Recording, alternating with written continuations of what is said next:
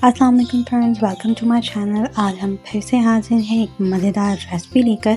आज मैं आपको सिखाने वाली हूँ लच्छेदार पराठा बनाने के 3 तरीके। तो चलिए इन्हें बनाना स्टार्ट करते हैं। इसके लिए आपको चाहिए होगा इस तरह का एक पेड़ा। मैं आपको बनाना सिखा रही हूँ घर के सादा आटा से। ये मैदे का आटा नहीं है, ये सादा आटा है। तो हमने इस तरह से इस पेड़े को ले लेना है। पेड़ा तकरीबन आपको 2 रोटियों के बराबर का पेड़ा लेना है ताकि आपका पराठा बहुत अच्छा बन सके और उसके लेयर्स अच्छी बन सकें। इस तरह से उंगलियों की मदद से पराठे के पेड़े को आप फैला लीजिएगा। बहुत ही आहिस्ता से इसे फैलाना है। खुशके का इस्तेमाल कम से कम कीजिए ताकि आपकी रोटी अच्छी बने। बहुत ज़्यादा खुशका इस्तेमाल करने से पकने पर रोटी के ऊपर खुशका फील होता है, जिससे वो बहुत बुरा टेस्ट देती है। अब बेलन की मदद से इस तरह से आप रोटी को बेल लें।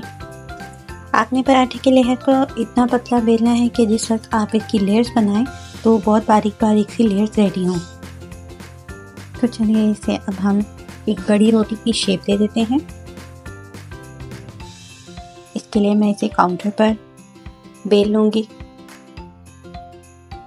इस तरह से। हल्का सा खुशका इस पर इस्तेमाल करूँगी ताकि ये आसानी से काउंटर पर बेला जा सके। हमें गोल रोटी बेलनी है। आप देख सकते हैं नॉर्मल रोटी के साइज से बड़ी रोटी मैंने बेली है।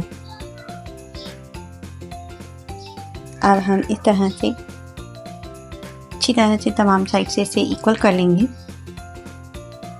पराठा आपका क्रिस्पी बने उसके लिए आपको पराठे के अंदर घी का इस्तेमाल करना चाहिए, लेकिन बहुत हल्का। सिर्फ एक लेयर की शक्ल में आप घी का इस्तेमाल करेंगे, कुछ इस तरह से। मैं नॉर्मल घी का इस्तेमाल कर रही हूँ। आप देसी घी लगाना चाहते हैं तो भी लगा लीजिए। आप बटर का इस्तेमाल करना चाहें तो वो भी लगा सकते हैं, लेकिन किसी भी किस्म का ऑयल या घी इस्तेमाल करने के लिए आपको उसे मेल्ट करना होगा ताकि वो इजीली आपकी रोटी पर अप्लाई हो सके। आप देख सकते हैं मैंने उसके तमाम कॉर्नर्स पर घी को अप्लाई कर लिया है। अब हम नाइफ की मदद से इसके अंदर कट लगाएंगे, कुछ इस तरह से। ये कट आपने बहुत ज़्यादा बड़ा नहीं लगाना है, कॉर्नर से स्पेस को छोड़ते हुए आपने इन्हें लगाना है ताकि आप रोटी को जिस वक्त फोल्ड करें तो ये आपके कट जो हैं वो खुले ना। इस तरह से बहुत ज़्यादा बारीक कट नहीं लगाना, आपने थोड़ा सा चौड़ा कट लगाना है ताकि आपकी पट्टी अच्छी बन सके। इस तरह से मैं इसकी कटिंग कर लूँगी।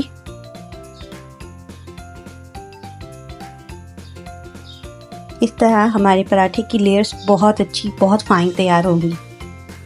अब हम ईच पट्टी को एक दूसरे के ऊपर फोल्ड करते जाएंगे इस तरह से। बहुत ही सॉफ्ट हैंड के साथ आपने करना है।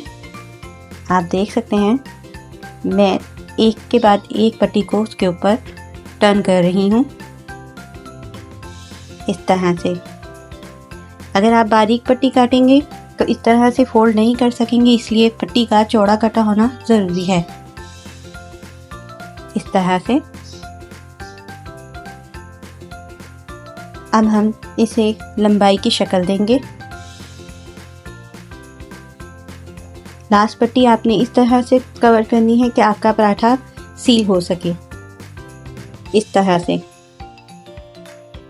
आप देख सकते हैं हमारा लच्छेदार पराठे का पहला हिस्सा मुकम्मल हो चुका है। अब हम इस तरह से इसे टैप करेंगे ताकि इसमें लचक पैदा हो सके।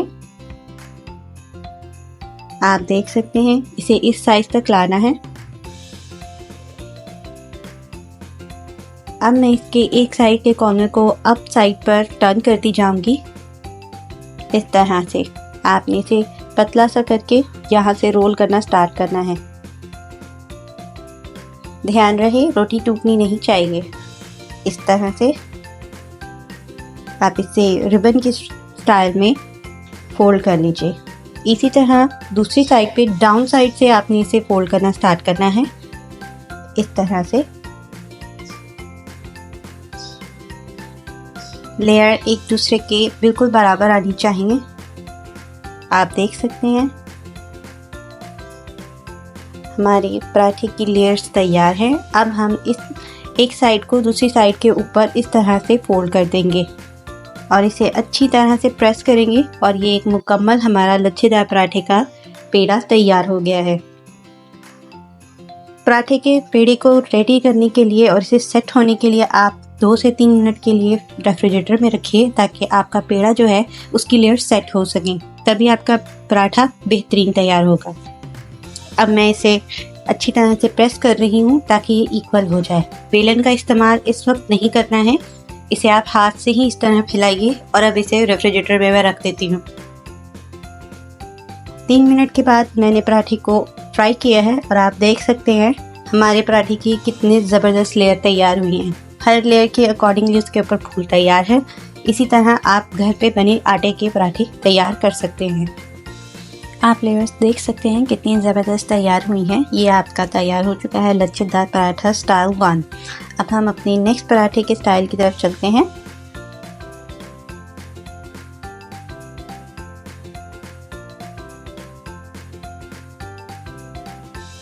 نیکسٹ اس سے بھی ایزی سٹائل ہے، سیم اسی سائز کا آپ پیڑا لیں گے اور اسے اسی طرح سے فنگرز کی مدد سے پھیلا لیں گے۔ پراٹھا کوئی بھی بنانا ہو اس کے بنانے سے پہلے جب آپ اس کی میکنگ سٹارٹ کرتے ہیں تو اس کی پرت بہت باریک ہونا ضروری ہے، تبھی آپ کا پراٹھا بہت زیادہ کرسپی اور مزیدار بنتا ہے۔ اب میں اسے بیل لوں گی اور ایک بڑی روٹی کی شکل میں تیار کر لوں گی۔ اس طرح سے آپ اسے سائڈ بائی سائڈ چینج کر کے اچھی طرح سے بیل لیجئے۔ آپ دیکھ سکتے ہیں میری روٹی کس قدر باریک ہے۔ میں نے اسے اچھی طرح سے بیل لیا ہے، تمام سائڈ سے یہ ایکول ہے۔ اب میں اسے ایکول کرتے ہوئے ایک بڑی سی روٹی تیار کر چکی ہوں۔ اب آپ اس کے اوپر آئل کی لیئر کو سپریٹ کر لیجئے۔ تمام کارنرز پر آئل کا لگا ہونا بہت ضروری ہے۔ سیم اسی طرح سے ہم اس کے اوپر تمام آئل سپریٹ کر لیں گے۔ آپ فنگر کی مدد سے، برش کی مدد سے کسی بھی طرح سے اس پہ کر سکتے ہیں۔ میں فنگرز کا استعمال کر رہی ہوں تاکہ ایکولی تمام سائڈ پر ہمارا آئل سپریٹ ہو سکے۔ اب میں اسے نائف کی مدد سے سینٹر سے کٹ لگاؤں گی اور یہ پہلے والے سٹیپ سے بھی زیادہ آسان طریقہ ہے۔ کچھ اس طرح سے آپ دیکھ سکتے ہیں ایکولی سٹائل پر آپ نے اسے کٹ لگانا ہے اور یہ آپ کا کٹ تیار ہے۔ اب اس کٹ کی مدد سے سینٹر میں فنگر رکھتے ہوئے آپ اس پورے پراٹھے کو اسی طرح سے رول کرتے جائیں گے۔ اس کی سٹارٹنگ آپ نے باریک رکھنی ہے اور ساتھ ساتھ آپ اسے ٹرن کرتے جائیں گے تو اس میں بل آتے جائیں گے جو اس کی تمام تر رولنگ کو اور اس میں بننے والی پرتوں کو بہت باریک اور خستہ بنائے گا۔ کچھ اس طرح سے اس پراٹھے کے لیے آپ کی روٹی کا پتلا ہونا بے حد ضروری ہے۔ آپ دیکھ سکتے ہیں اب آپ اسے اس طرح سے رول کرتے جائیں اور اس کی لمبائی بڑھتی چلی جائے گی۔ ہمیں اسے پتلا کرنا ہے کچھ اس طرح سے۔ ہاتھ پر ہلکا سا خشکا لگا کر آپ اسے استعمال کریں گے تو یہ ایزی رول ہوتا جائے گا۔ آپ دیکھ سکتے ہیں کتنی ایزیلی یہ رول ہو رہا ہے۔ کچھ اس سائز کا آپ نے اسے تیار کرنا ہے۔ اب میں اس کی ایئر کو اس میں سے ریلیز کر دوں گی اس طرح۔ اس قدر اسے باریک رکھنا ہے آپ نے، نہ بہت زیادہ باریک ہو نہ ہی بہت زیادہ آپ کا لیئر جو ہے وہ موٹی ہونی چاہیے۔ اتنا اس کا آپ نے لینتھ رکھنی ہے اور اب میں اسے سادہ سٹائل میں باریک کرتے ہوئے رول کر لوں گی۔ جلیبی کے سٹائل میں آپ اسے رول کر سکتے ہیں۔ آپ دیکھ سکتے ہیں جس سائڈ سے مجھے اس کے انٹرنلی ٹرن سٹارٹ کرنا ہے میں وہاں سے اسے اور بھی باریک کر رہی ہوں۔ اس طرح سے آپ یہ دیکھ سکتے ہیں سرکل کی شکل میں آپ اسے ٹرن کرتے چلے جائیے۔ بآسانی یہ ٹرن ہوتا چلا جائے گا۔ سیم وہی پروسیجر ہے۔ پیڑا ریڈی کرنے کے بعد آپ نے پیڑے کو فریج میں رکھنا ہے تاکہ یہ سیٹ ہو سکے۔ جو لیئرز ہم بناتے ہیں ان لیئرز کا سیٹ ہونا بے حد ضروری ہے۔ اگر آپ وداؤٹ سیٹ کیے انہیں بیل کر توے پر ڈالیں گے تو اس کا ویسا ٹیسٹ اور وہی لیئرز نہیں بن سکیں گی جن لیئرز کی آپ کو ریکوائرڈ ہے۔ آپ دیکھ سکتے ہیں اب اسے اس طرح سے آٹے کے ساتھ پریس کیجئے تاکہ یہ لاک ہو سکے۔ تو ہمارا دوسرا لچھے دار پراٹھا بھی تیار ہے۔ یہ دیکھ سکتے ہیں اسے میں نے اچھی طرح سے پریس کر لیا ہے۔ فریج میں رکھتے ہوئے آپ آٹے کے پیڑے کے اوپر ہلکا سا گھی بھی استعمال کر سکتے ہیں۔ آپ دیکھ سکتے ہیں یہ تیار ہے پک کر، کس قدر زبردست باریک اور خستہ پراٹھا ہمارا تیار ہوا ہے۔ گھر پر اسے ضرور ٹرائی کیجیے گا۔ تو چلیے اپنے تھرڈ سٹیپ کی طرف چلتے ہیں۔ سیم اسی طرح اس روٹی کو میں نے بیل لیا ہے اور اب میں اس کے اوپر آئل لگا رہی ہوں۔ پراٹھا بنانے کا سٹارٹ کے سٹیپ سیم ہوتے ہیں، صرف اس کی کٹنگ اور اس کو دینے والے بل کا طریقہ ڈیفرنٹ ہے۔ اب ہم اسے اس طرح سے رول کرتے جائیں گے۔ یہ سب سے آسان سٹائل ہے اور سب سے ایزی طریقہ ہے پراٹھا بنانے کا لچھا دار۔ آپ اسے ولوں والا پراٹھا بھی کہہ سکتے ہیں، موسٹلی لوگ اسے ولوں والا پراٹھا کہتے ہیں۔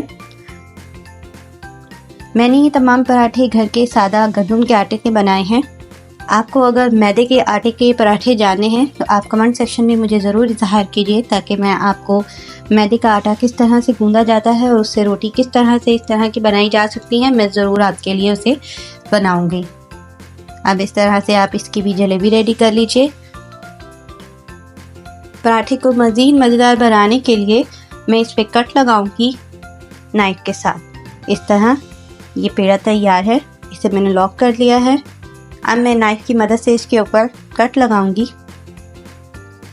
ہم نے آج تک ہمیشہ کلونجی والا نان اور لہسن والا نان کھایا ہے، گارلک، تو آج میں آپ کو کلونجی والا پراٹھا بنانا سکھا رہی ہوں۔ اس طرح سے کٹ لگا کر آپ اس کے اوپر کلونجی سپریٹ کر لیجئے۔ آپ کی چوائس ہے، آپ اس پہ جو چیز لگانا چاہیں، آپ اس پہ ڈرائی فروٹ بھی لگا سکتے ہیں، آپ اس کے اوپر اپنی مرضی سے دھنیا اور پودینے کا بھی استعمال کر سکتے ہیں۔ میں اس پر کلونجی کا استعمال کر رہی ہوں، بہت ذرا سے دانے آپ نے اس پر ڈالنے ہیں اس طرح سے۔ اب ہاتھ کی مدد سے آپ نے انہیں پریس کرنا ہے تاکہ یہ آٹے کے اندر اچھی طرح سے پریس ہو جائیں۔ اس طرح سے تیار ہونے پر اس کا ٹیسٹ بہت لذیذ ہوگا۔ تو چلیے اسے بھی ہم ریفریجریٹر میں رکھ لیتے ہیں۔ ہمارا کلونجی والا پراٹھا لچھا دار تیار ہے۔ تو چلیے اسے فریج میں رکھ لیتے ہیں اور تاکہ یہ بھی سیٹ ہو جائے، اور اسے پکانے کے بعد میں آپ اس کو لاسٹ لک دکھا دیتی ہوں۔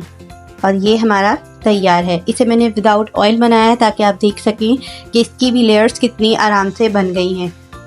لیئرز کا باریک ہونا بے حد ضروری ہے، تبھی آپ کا لچھے دار پراٹھا بنے گا۔ آج کے لیے بس اتنا ہی، آج کی ایپیسوڈ یہیں مکمل ہوتی ہے۔ امید ہے آپ کو ایپیسوڈ بے حد پسند آئی ہوگی۔ اگر آپ چینل پر نیو ہیں اور آپ نے اب تک چینل کو سبسکرائب نہیں کیا تو جلدی سے چینل کو سبسکرائب کیجیے، بیل آئیکن کو ہٹ کیجیے تاکہ آپ کو مزید آنے والی مزیدار ریسیپیز موصول ہو سکیں۔ اپنے ارد رہنے والوں کا اور اپنا بے حد خیال رکھیے گا۔ تب تک کے لیے اللہ حافظ، پھر ملتے ہیں ایک نئے ایپیسوڈ کے ساتھ۔